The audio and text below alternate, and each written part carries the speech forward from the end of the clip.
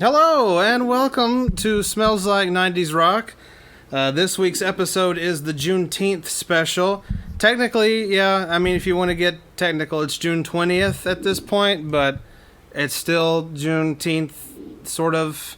It was Juneteenth a few minutes ago, so that's why we're doing this special. And it's still Juneteenth in other time zones. It's still Juneteenth elsewhere, that's right. So, but regardless, there's a reason why we're doing this. It's because we need to recognize it. And I want to start the show by paying kudos to the company that I work for, Summit Media, shout out, who just the other day officially announced that Juneteenth would be recognized as a holiday in Summit Media. So Nice. my applause button is not up at the moment, so I'm going to just do my own applause to Summit Media. Yeah. Who's the owner of Star? I'm holding my phone. I can't clap. You can't clap. It's yay! fine. But we were very excited about that, and they also introduced. And it was like a week of change. And the very next day, they introduced a new and better insurance plan for us. So they're just been all over the map of excitement this week. So kudos to Summit Media Group, based in Alabama, no less. Based in Alabama. Oh, wow. Yeah. Birmingham at that. That's pretty impressive. And so they really stood in solidarity. That's going above and beyond standing in solidarity. So way to go to Summit Media. But yeah, so we continue to stand in solidarity. This is why we're doing this special. We're recognizing black artists tonight. And we actually, we'll just say, we discussed this going into the episode. How are we going to handle this exactly? And we decided, well, let's just handle it the same way we did last week on the Power to the People special. Let's just continue talking about what's going on in the world, what needs to change, what doesn't need to change, and so on and so forth. And I think we just wanted to start off. Don's first campaign rally was supposed to be today, but somebody decided that was poor taste for a very, very, very good reason. Yes. Yeah, Sheila. Given the event and given the location too. Yeah. Sheila said he finally realized. I think somebody else realized it and was like, I don't want to lose my job over this mess, so let's have it the next day, Mr. Trump.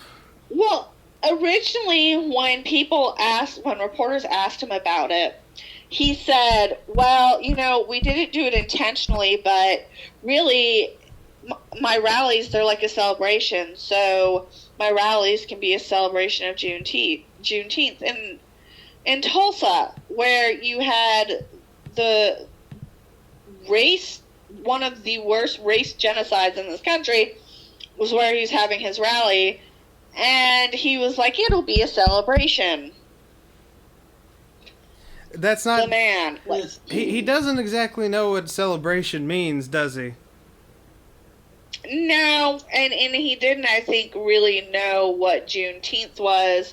I think that the reporter caught him off guard, and he was just like, well, if she's asking me about this, certainly we should be celebrating it, right? So my rallies can celebrate it.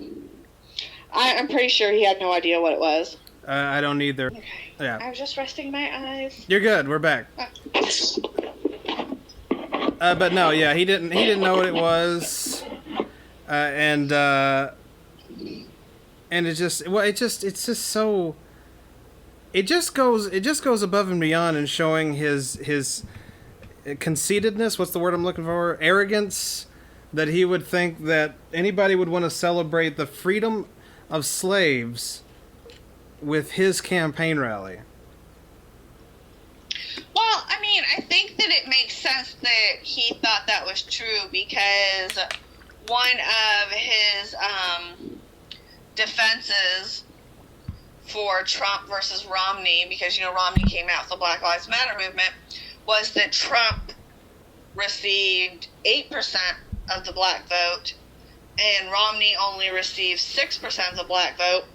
But Romney was running against President Obama. Right. That's the important takeaway. Right. And 8% is still not something to really boast about. No. Even if that is, like, beating by 2%. Like, It's really not any. That's pretty much the percentage the Republican Party has hovered around.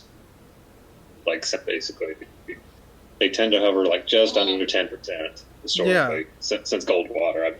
And I mean, before Goldwater, Eisenhower got like a large percentage of the black vote, but Goldwater voted against the civil rights movement. So, of course, little to no African Americans voted for that's everything. It's just kind of hovered there for 50 plus. Yeah, after the party flip. Yeah. After the party flip, yeah. And then at that point, those Republicans just stayed with the Republicans. Like, it was kind of like they were they kind of got grandfathered in their own ways of voting, and it just kind of went that way. So it really, it means absolutely nothing at all. Like, I'm also just going to play... I'm going to play the role of Sheila in this, and that I think he knew what he was doing. Or somebody close to him knew exactly what that was, because they repealed transgender rights on the anniversary of the Pulse nightclub shooting. So, I mean, I'm pretty sure he knew. If he didn't know, one of the higher-ups close to him knew. So I just think he got enough blowback in the press and enough criticism from everybody that he decided to move it to 20. I'm pretty sure he knew. But hey, and one thing we can all agree on: he did not have any trouble on that ramp. That ramp was slippery, and he was very, very careful coming down that ramp. And he skipped at the very bottom, but the media didn't show him that. They didn't show that. Show you that. They didn't show that. They did show Biden, like, as frail and as messed up as he is, tackling the ramp like a teenager. But don't take that into consideration. Trump tackled that biatch better than anybody. Yes, he was just cautious because he didn't want the fake news to talk about, oh, look, Trump slipped on the slippery ramp. And it's not slippery.